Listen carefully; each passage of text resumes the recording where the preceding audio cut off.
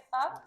Bueno, lo primero, buenas tardes a todos y bienvenidos al primer mitad del 2023. La verdad que es un placer que estéis aquí con nosotros.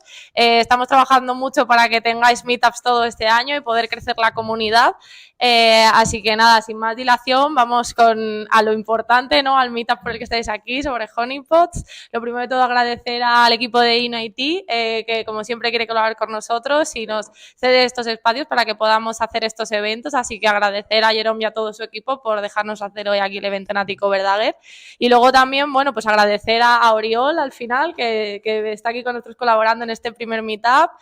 Oriol, bueno, si no le conocéis, que sé que ha traído aquí a muchos amigos cercanos, lleva más de 15 años en el mundo de la ciberseguridad, desempeñando roles de todo tipo y enfrentándose a diferentes situaciones desde el punto de vista más estratégico, de gestión de incidentes, de toda la gestión de riesgos. Y bueno, hoy está aquí porque en realidad su gran pasión desde que salió de la universidad hizo el trabajo de fin de máster centrado en los datos y hoy nos va a enseñar un poco más cómo utilizar el Machine Learning para explotar todo el tema de honeypots y toda la información que nos pueden dar estos honeypots. Así que sin más dilación, pues cedo la palabra a Jerome, que nos va a contar un poquito más sobre InnoIT.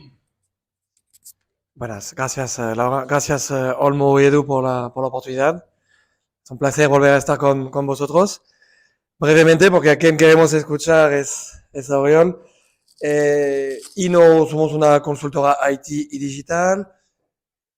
Llevamos unos 10 años en el mercado desde Francia. En España llevamos unos 6 años. Somos unos 550 en total, 130 en España, entre Barcelona y Madrid. Y actuamos desde web, QA testing, infra, parte más moderna de DevOps, Big Data, Cybersecurity y metodología. Y me gusta destacar que nos gusta actuar un poco como agentes de técnicos, es decir, un poquito como agentes de jugadores de fútbol. Representamos técnicos y intentamos maximizar su carrera profesional. Para seguirnos en redes, tenemos nuestro LinkedIn donde intentamos subir contenido de interés. Tenemos comunidad Meetup Barcelona, de hecho, un par venís apuntado desde la comunidad INO. También tenemos comunidad en Madrid. Tenemos una cadena de YouTube que estamos potenciando bastante con contenido interesante, o sea que si nos escaneáis el código QR nos encontráis. Y Twitter lo acabamos de lanzar hace poco gracias a Luis. A futuro vamos a publicar un evento chulo el 27 de febrero. Aprovechando el Mobile World Congress, haremos una charla de producto orientado a mobile. Para quien esté interesado, lo veréis pronto en la comunidad. Y para complementar a Laura, después de la charla tendremos pizzas, bebidas, o sea que nos quedamos todos y seguimos preguntando a Oriol y hacemos un poquito de networking con las pizzas y las bebidas. Bueno, gracias de nuevo y todo tuyo.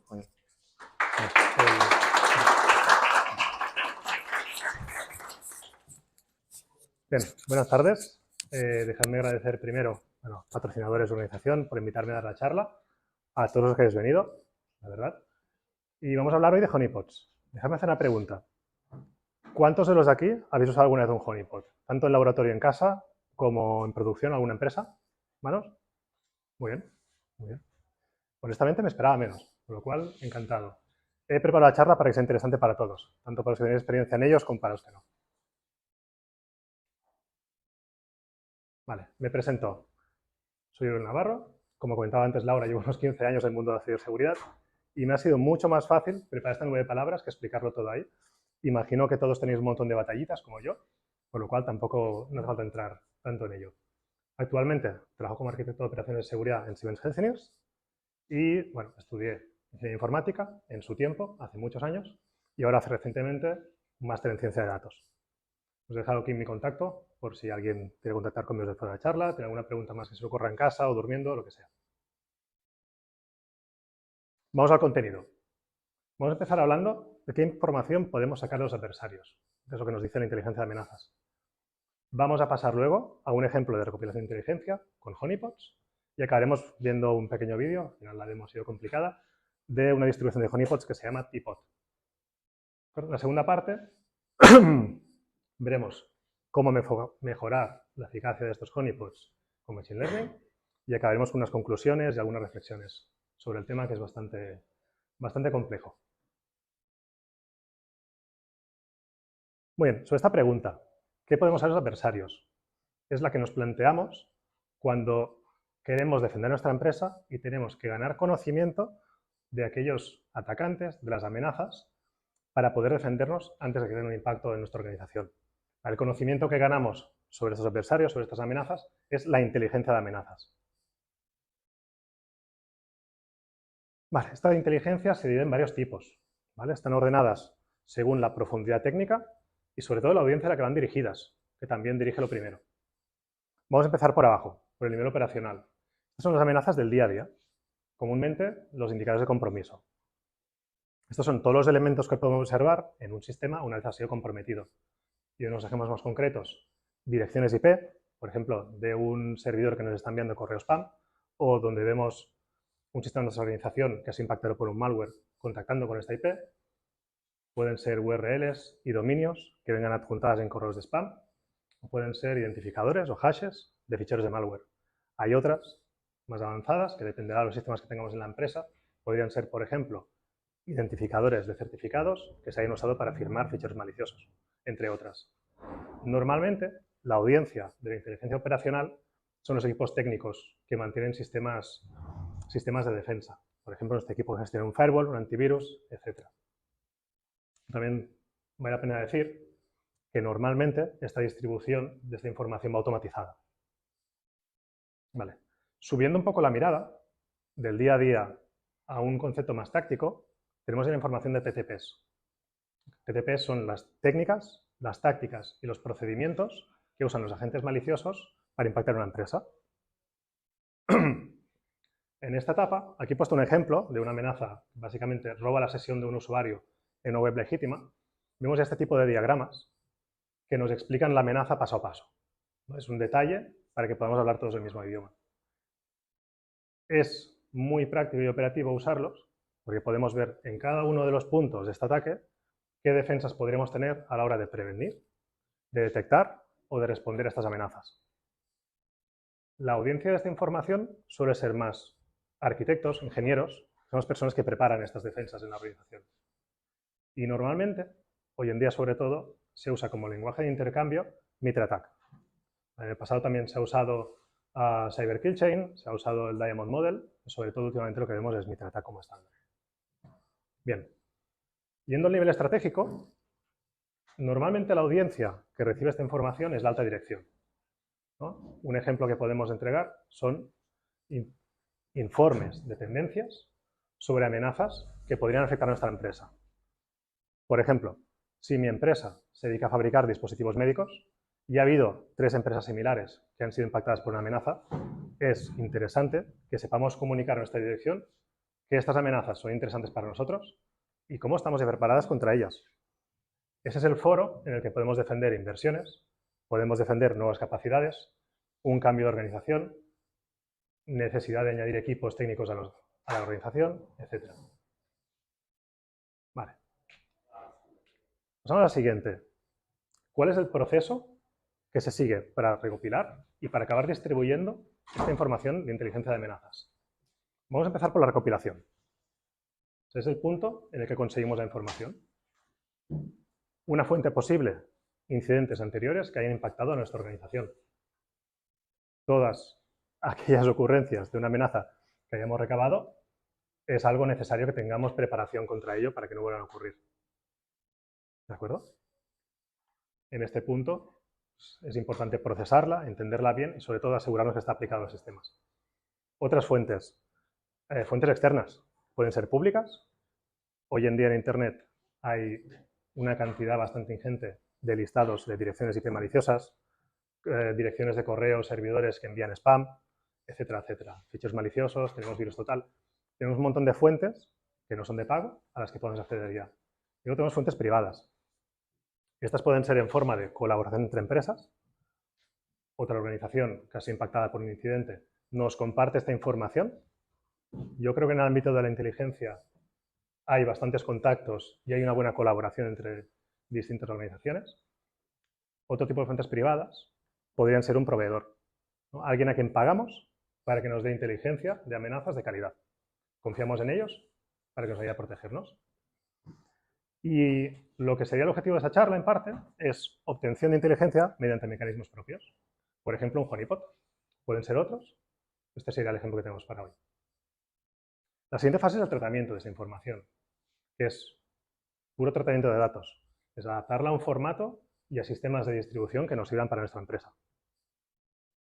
Básicamente, conseguir que los analistas reciban información que sea útil para ellos, que esté organizada, que tengamos un sistema de base de datos, de API, que les permita hacer estas consultas y organizarse en investigaciones.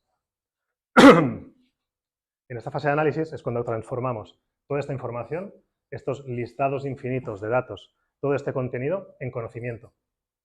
Este conocimiento al final nos permitirá distribuir a cada una de las áreas adecuadas una información estructurada que espera. Básicamente lo que decíamos en el anterior transparente, en el anterior slide, pues que cada grupo tenga información que le sea útil.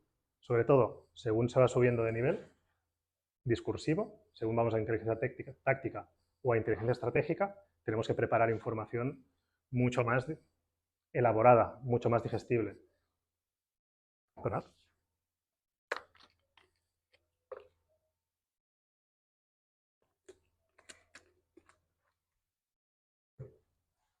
Como decía, la difusión es llegar a la audiencia adecuada con la información adecuada.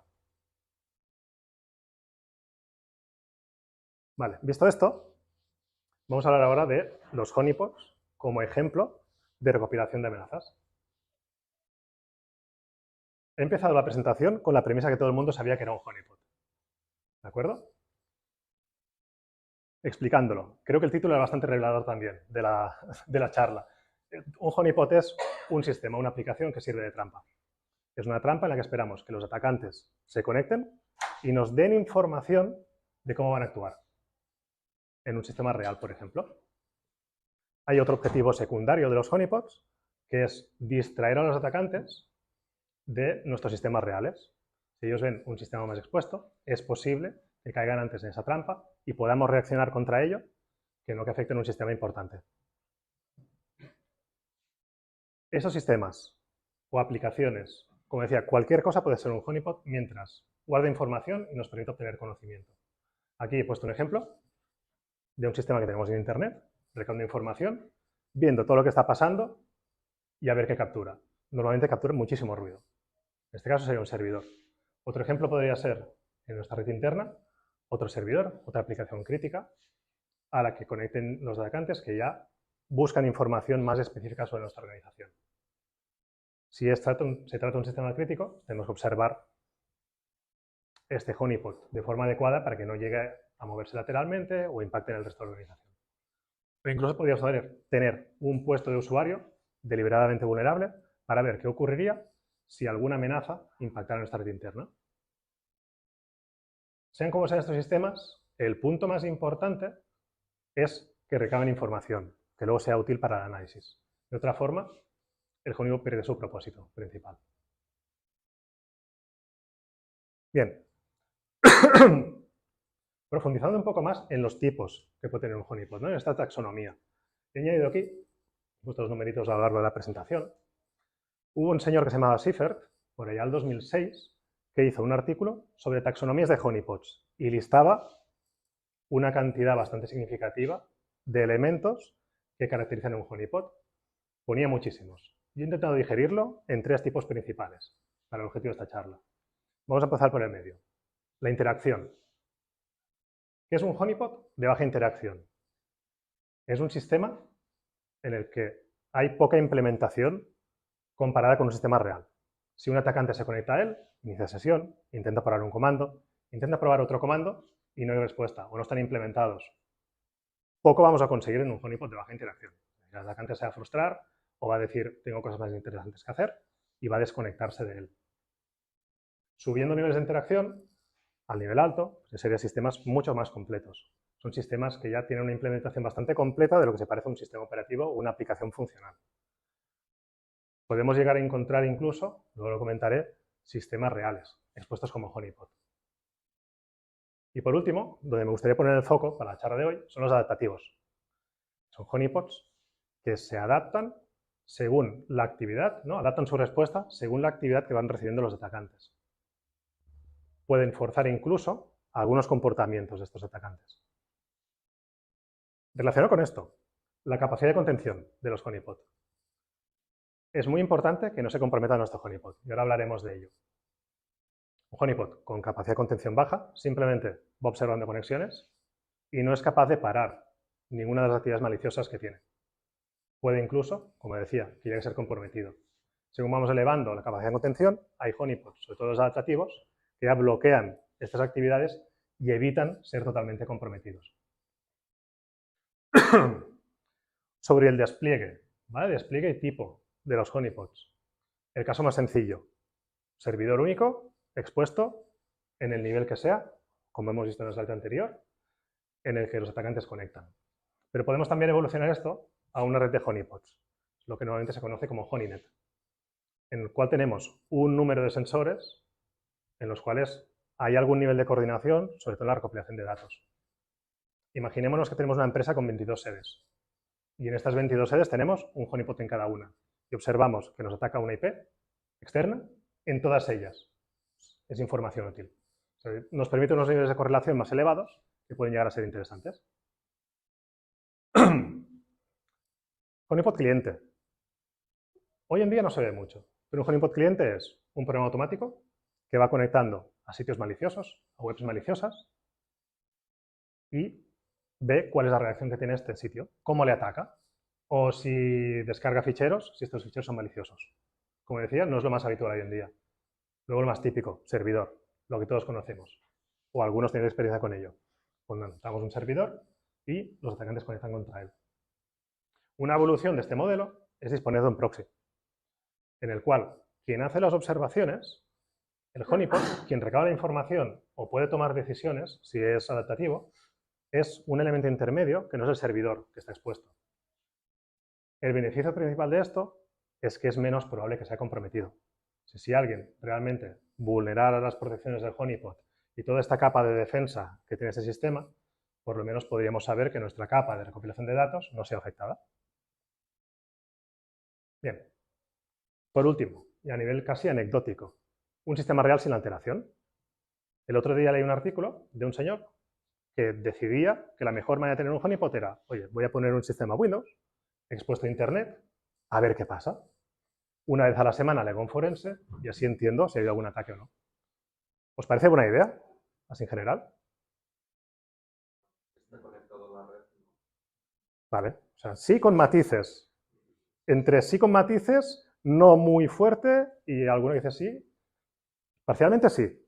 A ver, más real que un sistema sin alteración no va a haber. Entonces el atacante ahí tiene toda su experiencia de usuario de atacante perfecta. Si es que eso existe, ¿no? Experiencia de atacante. Yendo a esto.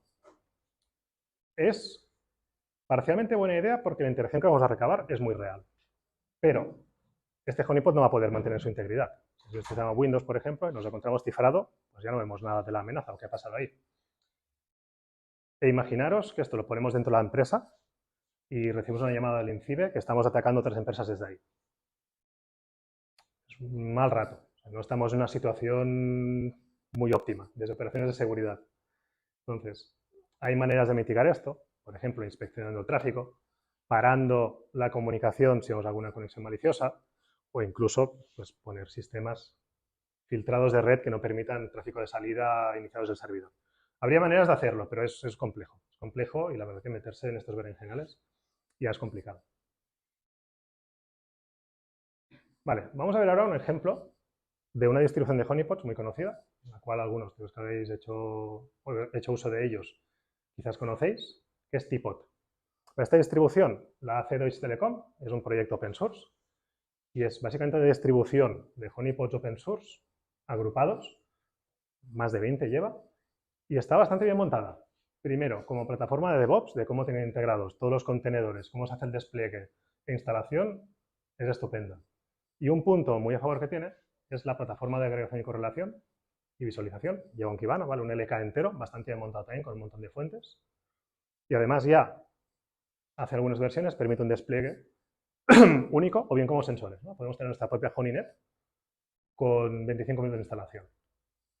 he dejado aquí el link, por si alguno quiere echar un vistazo, y luego una referencia a una charla que dio Marc Almeida, que es un investigador de por aquí, cerca, que dio durante la CoronaCon de 2020.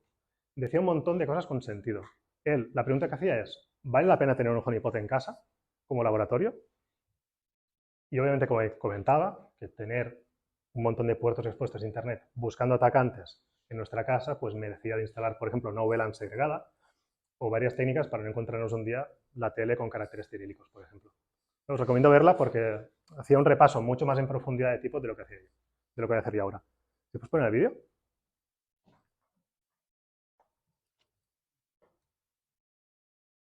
Vale, hemos editado el efecto demo a base de una grabación estática, pero para el objetivo ya servirá. Este es el panel de control de Teapot, que además lleva varias herramientas de administración bastante prácticas. Vale, que tiene el dashboard de Kibana. Y vamos a ver ahora, aparte del warning típico de seguridad, que ignoramos. Vamos a ver ahora todo el listado de honeypots que tiene. Hay un montón, hay incluso un suricata montado, un tanner, que es para aplicaciones HTTP, hay un montón de cosas. Vamos a centrarnos en Cowrie, que además tendrá que ver con el resto de la charla. Vale, esto lleva 5 semanas montado en un cloud público.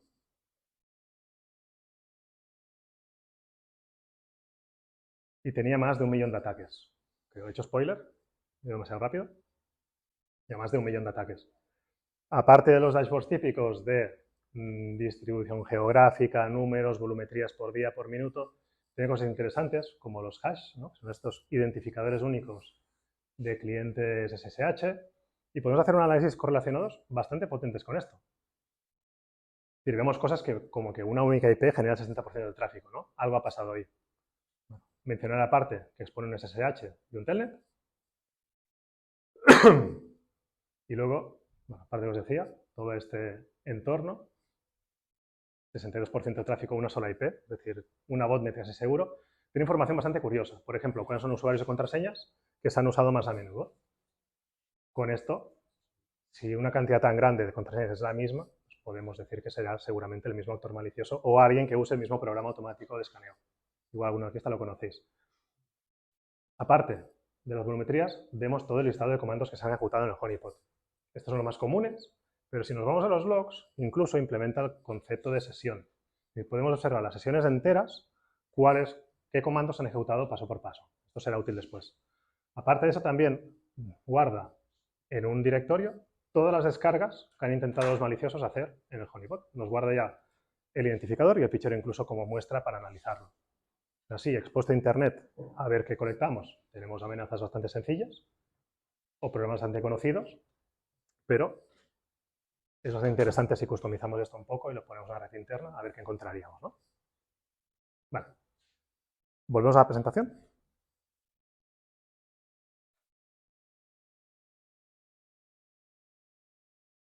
Vale, el punto más relevante para mí que me gustaría que os quedarais. Este honeypot expuesto a Internet en un cloud público recaba información que es principalmente ruido.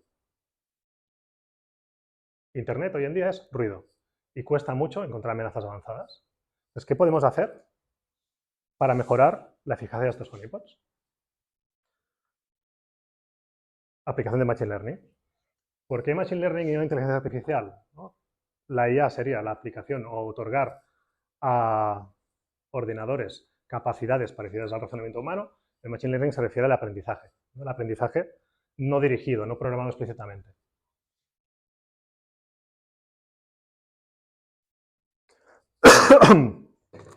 Vale, déjame empezar con un pequeño histórico sobre honeypots y algunos proyectos que han usado esas técnicas. El primer honeypot públicamente disponible como código fue este Deception Toolkit, el año 98. O sea, 12 años después apareció el primer honeypot, también disponible públicamente, que usara alguna técnica de Machine Learning para cambiar su respuesta a los atacantes. Vale, luego menciono este proyecto, se llama Rush, que de por sí hacía un uso relativamente parecido al anterior, pero es muy interesante porque ha habido sucesivos proyectos del mismo investigador que han ido aplicando técnicas distintas. Incluso en las últimas versiones hacía uso de conceptos de Deep Learning, que esto ya es lo que comentábamos antes con redes neuronales, e incluso de aprendizaje por refuerzo inverso. ¿Vale? Luego vamos a ello. Luego otro proyecto relevante es RLH POT y HARM, que es el mismo proyecto, cambió de nombre a mitad de desarrollo, en el que ya aplicaba técnicas específicas para evitar la evasión de los atacantes. Es decir, digamos que se camuflaba para que el atacante no fuera tan capaz de identificar que estaba en un honeypot.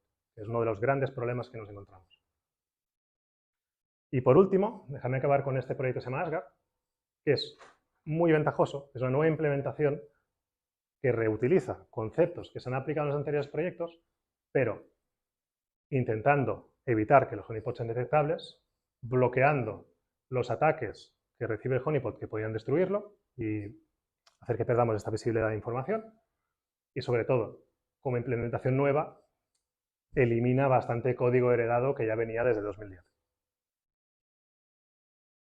Bien, ¿qué tienen en común todos estos honeypot a partir de la ISA que he comentado? ¿Qué continuo tienen? Que usan una técnica que se llama aprendizaje por refuerzo. Esta técnica comúnmente se usa para resolver juegos, por ejemplo, AlphaGo hacía uso de ella.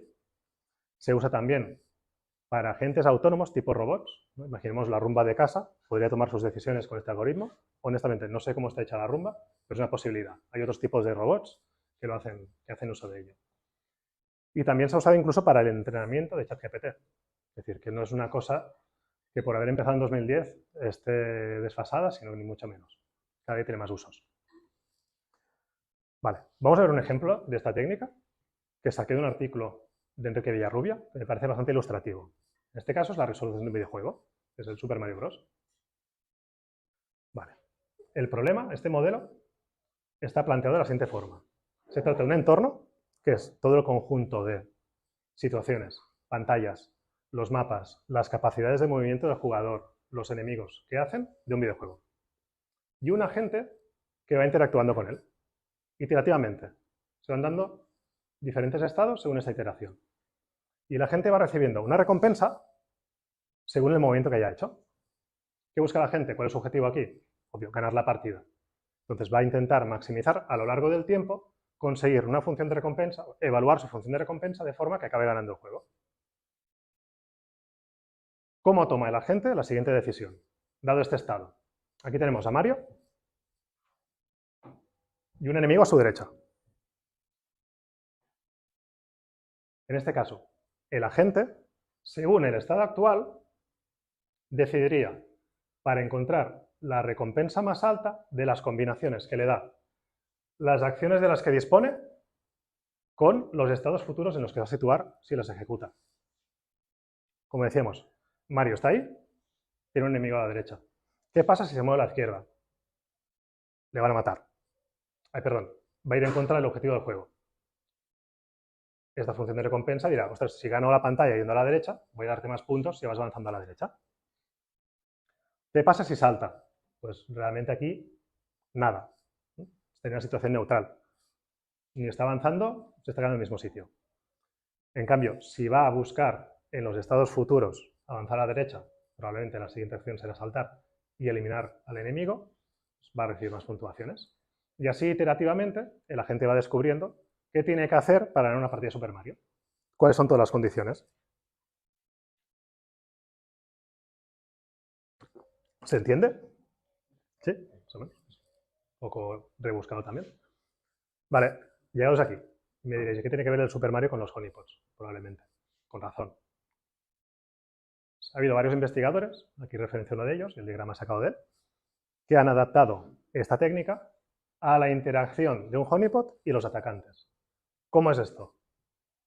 En este caso, el entorno son los atacantes y las acciones que pueden llegar a realizar dentro del honeypot. Los estados son cada uno de los comandos que va ejecutando este atacante. Y el agente puede tomar varias acciones, como son permitirle ejecutar el comando y darle una respuesta pues, la que tiene implementada el honeypot, ¿no? Dame este fichero, ten el fichero. Bloquearle, entonces le devuelve que no tiene permisos, bloquea el comando, no le da ningún tipo de resultado, darle una salida falsa para confundirlo, para intentar provocar más interacción, frenarle, ¿no? Este delay, o incluso darle un mensaje de confusión. Esta parte con el tiempo lo han ido eliminando porque realmente no daban unos resultados tampoco muy óptimos. Bien. ¿Cuál es el objetivo del honeypot aquí? No es ganar el Super Mario. Lo que quiere aquí es recabar mejor inteligencia. Digamos, ¿qué es mejor inteligencia? Pues todo aquello que nos permita recabar más información dentro del honeypot para obtener nosotros más conocimiento. ¿Qué es para mí más conocimiento? Hombre, pues si te descargas malware y puedo analizarlo, me da muchísima más información que si entras y te desconectas. O si ejecutas muchos más comandos, me estás dando más información que no si entras, intentas ver si tienes el password y sales otra vez.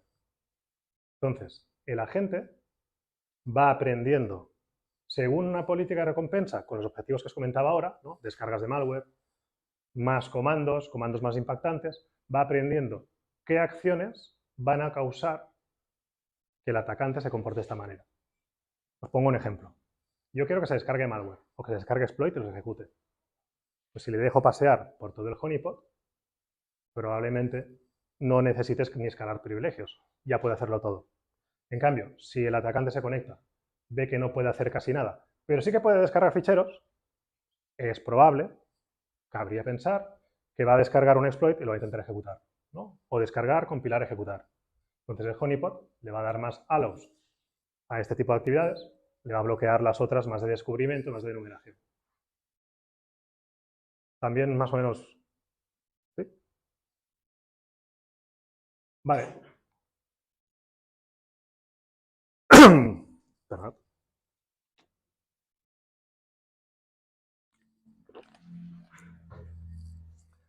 Muy bien. En mi trabajo de fin de máster de ciencia de datos, que como todos sabéis, un trabajo de fin de máster, todos los que habéis hecho uno, es algo para lo que tienes 6 meses, que una vez has hecho la matrícula, seleccionas el tema, haces un alcance, metodología, se quedan en 3, y cuando has entendido realmente lo que tienes que hacer, te quedas en 2. Yo me planteé originalmente clonar varios de los proyectos que tenía disponibles, los que he comentado antes, hacerles modificaciones en el modelo, cambiar las funciones de recompensa y evaluar cómo se comportaban cada uno de ellos. Lamentablemente, sobre todo para los proyectos más antiguos, el estado del código no permitía tanto optimismo. Entonces acabé pudiendo ejecutar IRAS, os he puesto aquí el enlace al repositorio original, pude forkearlo, montar un entorno de contenedores para que fuera un poco más fácil de desplegar y 20 commits después funcionaba de forma estable. Estoy muy contento de que eso pasara, pero no fue fácil. Entonces conseguí reducir el alcance del proyecto para hacer pruebas de 4 instancias de IRAS, que es una evolución del RAS, con diferentes configuraciones y una instancia Caure, o sea, un honeypot sin alteración, un honeypot de media interacción de SSH, para comparar cuál era su comportamiento a lo largo del tiempo, según a partir de varios tipos de analíticas. ¿Vale? Políticas de recompensa. Había uno por defecto que había hecho el desarrollador, que era bastante complicada. No sé deciros con qué objetivo. Una que priorizaba que se ejecutaran comandos de descarga y no otros. Una, sesiones con comandos más largos, perdón, con más series de comandos más largas. Y una que era buscando que el atacante ejecutara comandos críticos. Es decir, haz un DD para borrar un disco, haz cosas destructivas. A ver qué hacen, ¿no? Cosas más impactantes, pues definición de impacto, críticos. Ya como anécdota también se hacen de esta manera las funciones de recompensa. Tú le das una puntuación, por ejemplo, para el de descarga, wget, 500 puntos. Me haces un uname para hacer descubrimiento de la máquina, 0 puntos.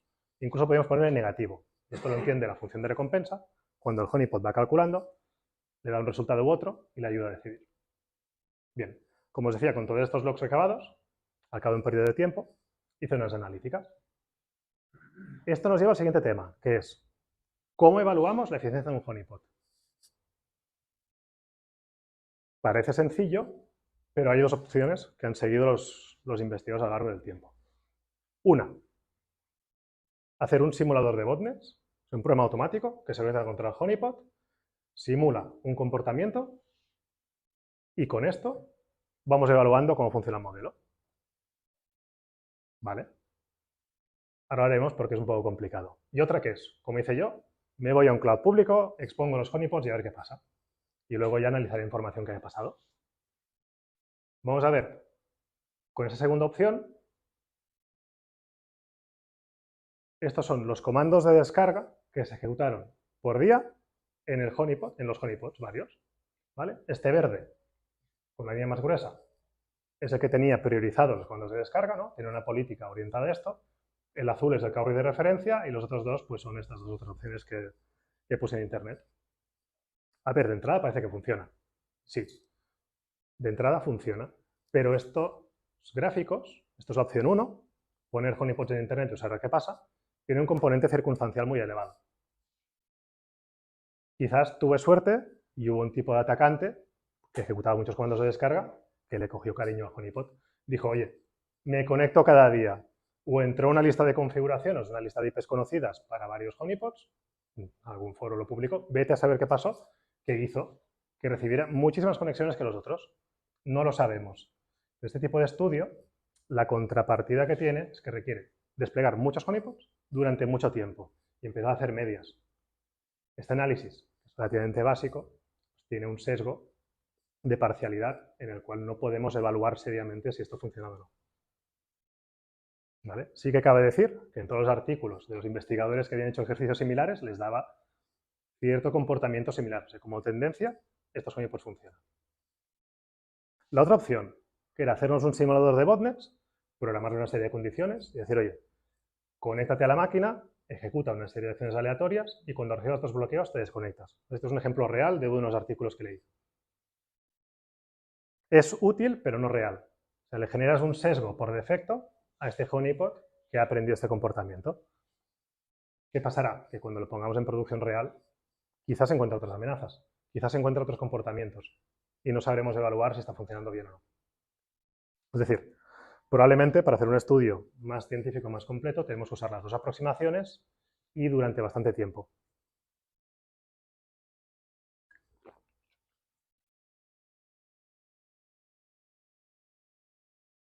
Bien, pasamos a conclusiones. Lo primero, ¿cuál es el impacto de usar este tipo de honeypots adaptativos comparado con los tradicionales? ¿Mejoran la captura de amenazas? Sí, mejoran la captura de datos. Es decir, tanto en todos los artículos que puedo consultar como en este ejercicio de campo, que más o menos todos los gráficos muestran una tendencia que, oye, mejora. Y sobre todo, huyendo de los resultados, el concepto es potente. Esto de adaptarse a la actividad que genera el atacante es beneficioso comparado con otro tipo de honeypots que son mucho más pasivos. Nos quedamos a escuchar únicamente qué está pasando. Como contrapartidas que ya he observado, las implementaciones disponibles. Como os decía, durante el trabajo de fin de máster me encontré con limitaciones tipo Python 2.7, que ahora en 2022 empieza a costar ya trabajar con él, dependencias que no estaban completas con versiones muy antiguas que había que rebuscar en los portales de dependencias a ver qué había por 2016 de TensorFlow, 1.6, a ver si funciona. Y todo tipo de dificultades a la hora de hacerlos ejecutar, ¿no? Y por otro lado, que es más significativo para mí, es las mejoras necesarias en la interacción y en la emulación de un servidor que hacen estos honeypots. Muchos de ellos son fácilmente detectables. Es decir, llevan versiones antiguas de Cowrie, las cuales implementan su honeypot adaptativo encima y estas versiones les faltan muchas mejoras que se han ido desarrollando. Aparte de que muchos de ellos no tienen todos los comandos que hay en Linux disponibles, es decir, cualquier atacante real sería bastante capaz de detectarlos fácilmente. Estas dos, yo espero, y parece que, leyendo el artículo del señor que hizo Asgard, que van a mejorar. En esta gran esperanza.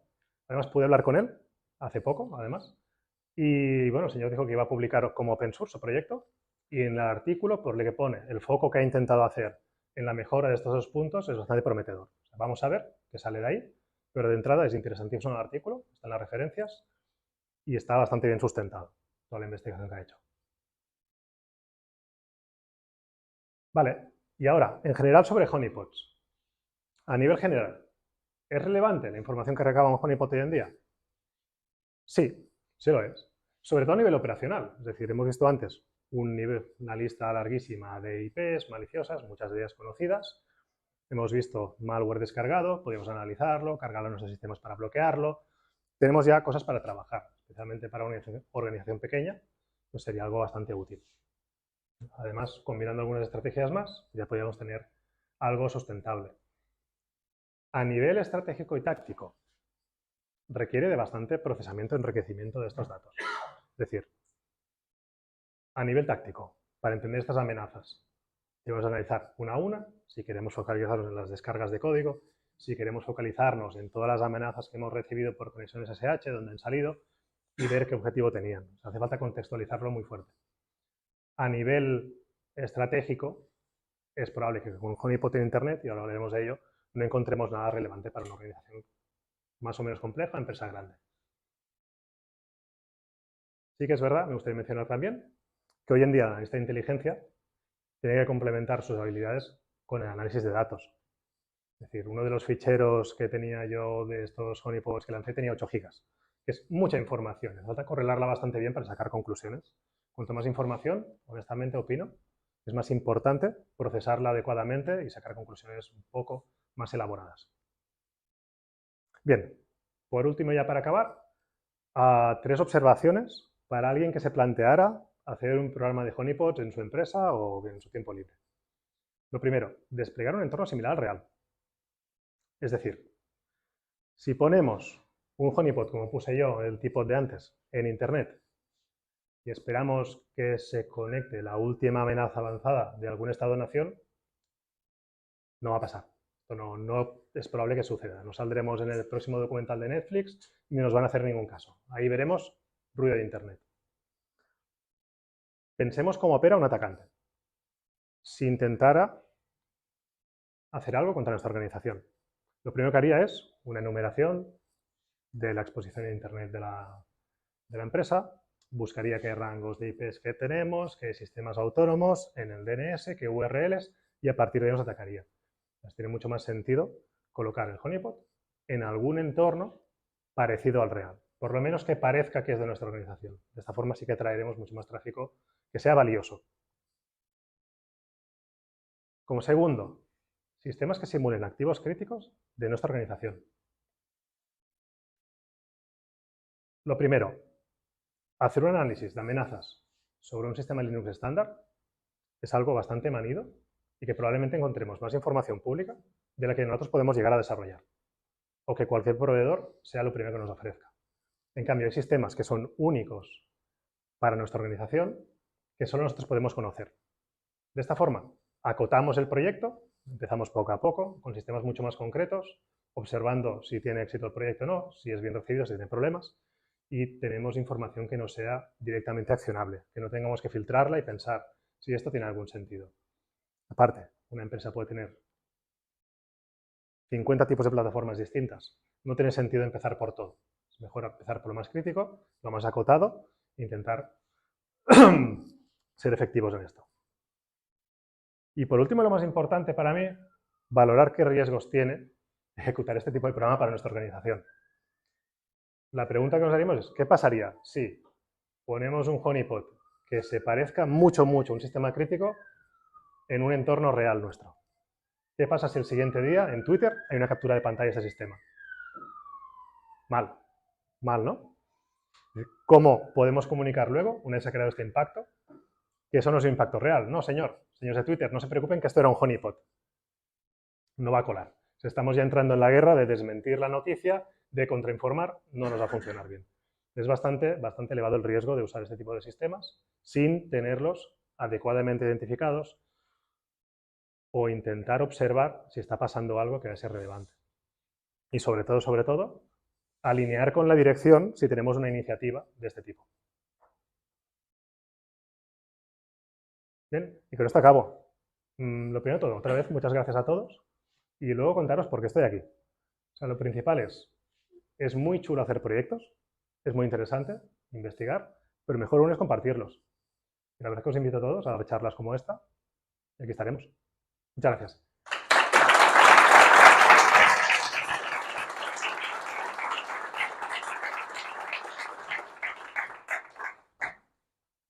Si queréis hacer preguntas.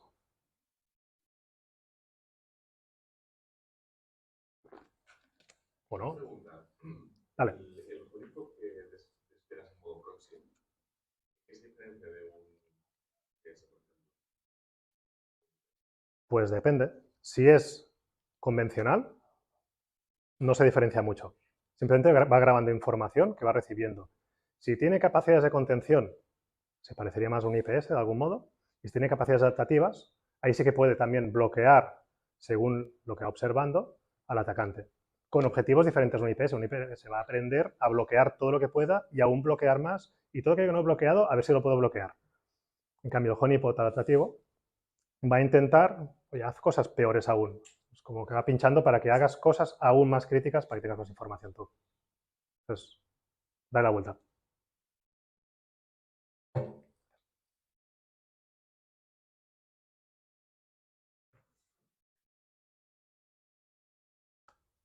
Una cosilla. Sí. Muchas gracias por la presentación, está muy interesante.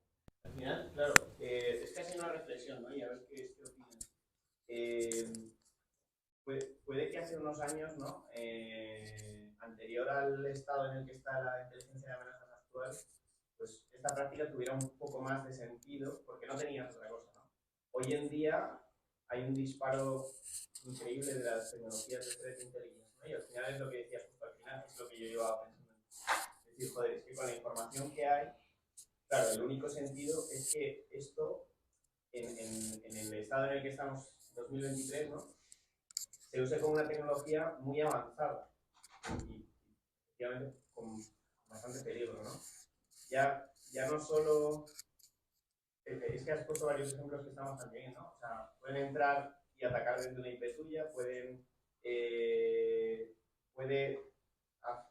hacer ver que están dentro de tus sistemas y ya a nivel de imagen está mal. Pueden obtener información sobre tus sistemas, aunque sea poca, para elaborar un ataque sobre tus sistemas reales, ¿no? O sea, al final es un juego de quién es más listo, ¿no? Entonces, o sea, esta es tu percepción también, que al final queda todo el tema de Honeypots como un sistema, unas tecnologías mucho más avanzadas de lo que eran antes y tienes que ser, pues, realmente un equipo de Meta, Apple, whatever, a esos niveles como para que tenga sentido usar esto y no hacer intelligence. Vale, yo creo que has hecho dos preguntas en una y voy por partes. La primera es si a nivel de coste-beneficio tiene sentido hacer un proyecto de honeypots o si tiene sentido desplegar nuestro propio honeypot para acabar inteligencia. En general te diría, si es para tener un Linux expuesto en VH, como empresa diría, no mucha, ¿no? Pero la inteligencia sale de algún sitio. Todo esto que tenemos en fuentes públicas, fuentes abiertas, que nos llegan millones de webs con millones de información, empieza por algún sitio. Y hay proveedores que usan honeypots. Esto es proveedor del proveedor del proveedor, acaba usando un honeypot, un spam traps, cualquier tipo de elemento que le permita recabar esto.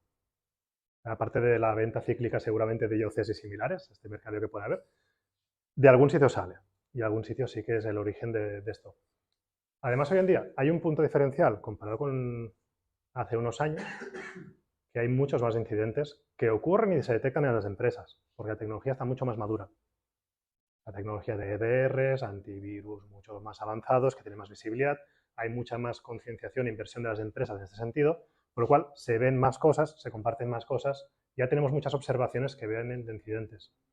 Hay muchos proveedores que dan soporte de respuesta a incidentes y venden Threat Intelligence.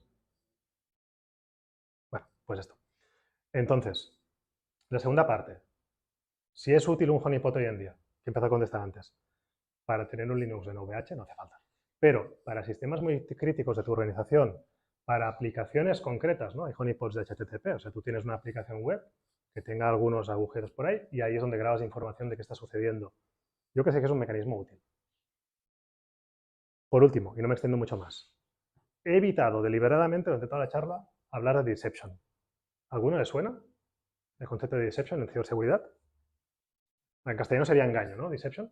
Es un conjunto de técnicas más avanzadas que un simple honeypot, que sea plantar información por la... Yo no soy un experto en ello, pero plantar información por la empresa, tener varios tipos de sistemas expuestos, menos expuestos, para acabar viendo si tienes alguna detección de algunos de estos elementos que te permite saber si, ostras, tiene una intrusión o este sistema simulado, esta información concreta se ha exfiltrado. Entonces, el honeypot es uno de los ejemplos parecido a deception, es una de las técnicas de deception más simples. a la vez también más fáciles de operar. Perdón, eso parecía tener un tipo hand token, una hand key Sí, pública y... o sea, te digo sí porque es lo que he leído, pero yo no he hecho nunca un proyecto con Deception, entonces tampoco te puedo contestar muy asertivamente. No sé si honeycrumbs, ¿no? Breadcrumbs, perdona. Eso sería. Muchas gracias por la pregunta. Sí. También nos puede ayudar de forma reactiva, ¿no? Nos han atacado, quiero ver qué está haciendo el atacante, pongo un clic detrás y miro qué está haciendo. Claro, cuando hablaba de honeypots, que tienen dos objetivos, el principal es recabar información, ¿no? Como de análisis. Para verlo offline, oye, semanalmente voy a hacer pequeños análisis, o tengo unas dashboards en tiempo real como el Kibana que veíamos ahora, y todo esto. Como segundo objetivo, lo tenemos como distracción para los atacantes. Es decir, tenemos un sistema que si lo atacan, mejor este que no los de producción principales. Es decir, menos mal, si lo detectamos, vemos una IP que ha entrado en el honeypot, podemos bloquearla ahí en el perímetro y que no llegara a nuestros sistemas. Y me refiero ya, que te han atacado producción, Sí, y metes ahí atrás un honeypot para ver qué está haciendo exactamente el sistema.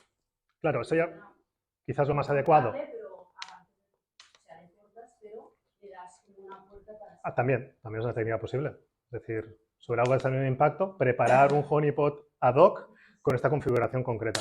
¿Sí? ¿Por qué no? Sí, sí. 5 meses recopilando datos. 5 semanas. O 5 semanas. Al principio se ha visto que recibías pocas peticiones y luego se ha disparado. Cuando coges todos estos datos y quieres entrar en el modelo, cambia mucho si el honeypot es más público o menos público. O sea, realmente cómo entrenas el modelo. Me gusta. ¿Cómo decidirías, o sea, qué precisión consideras que te ha dado tu modelo entrenado a la acción que quería hacer él? O sea, ¿has verificado si la acción final es la que tú querías predecir? Vale, por partes también. Estamos aquí, ¿no? Los honeypot pasa una cosa que es como LinkedIn. Al principio empiezas con 2 contactos y luego no sé por qué tienes miles. Y el crecimiento es exponencial. De hecho, el LinkedIn igual es un honeypot de contactos. Entonces, al principio tiene muchas menos conexiones. Según va avanzando, pues entran en estas listas de botnets por algún motivo, pasas a ser popular y se conectan más contra ti. No sé si existe investigación sobre a este respecto, pero la verdad es que es bastante interesante ver si alguien ha tenido visibilidad de alguna botnet, de configuraciones o de algún proveedor de este tipo, ¿por qué esto va pasando, no? ¿Por qué todos los honeypot, incluso que tenía antes en producción, el otro del tipot del vídeo, le sucede esto? Entonces, ¿cómo se comporta este modelo que decíamos antes? Al principio, el agente no sabe qué tiene que hacer para mejorar la captación de inteligencia, qué acciones tomar y nada. Hay una fase que se llama de exploración, donde toma básicamente con este tipo de modelos, bueno, no entro muy en detalle, pero es aleatorio. Es decir, tú haces un cat, allow, tú haces un DD, delay. A partir de esa fase de exploración, con lo que ha ido observando que pasa, el honeypot va construyendo su tabla interna de estados, viendo cuáles son las puntuaciones que recibe según lo que ha pasado y lo que va a pasar, y entra en una fase que se llama de explotación.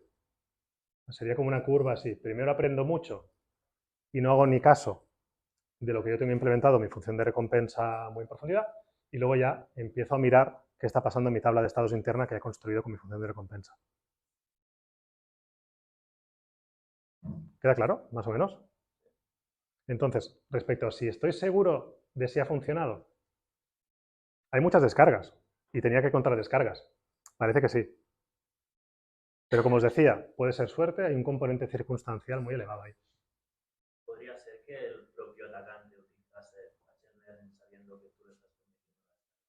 Como unos honeypots adversarios, como una GAN de honeypots, pues estaría bastante bien incluso para probarlo nosotros. Me parece una buena idea. Podría ser, ¿no? La verdad es que un bot que ataque sistemas es un caso de uso tremendo para el aprendizaje por refuerzo. Es decir, si ha ganado el campeón del mundo de Go, también podrá ganar un honeypot, ¿no? Me parece bastante interesante, la verdad.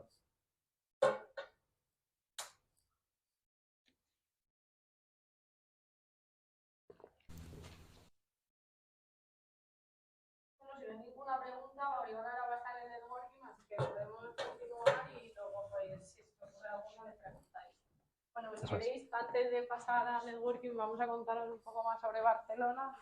Vas a ver security, así que os voy viendo. Vale, lo primero de todo voy a hacer un poco unas presentaciones. Bueno, Barcelona Cyber Security, ahora mismo somos 4 personas, estamos aquí 3, que son Edu y yo, que me llamo Laura, y bueno, vamos a contaros un poco más sobre nosotros.